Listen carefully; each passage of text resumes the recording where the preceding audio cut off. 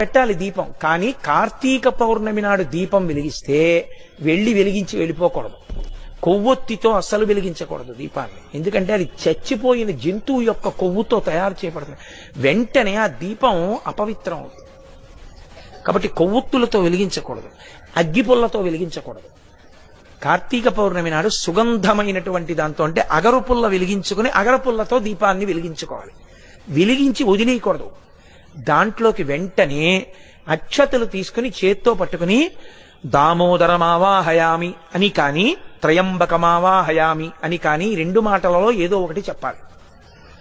అంటే దామోదరుణ్ణి కానీ త్రయంబకుణ్ణి కానీ దీపం మీదకి ఆహ్వానం చెయ్యాలి.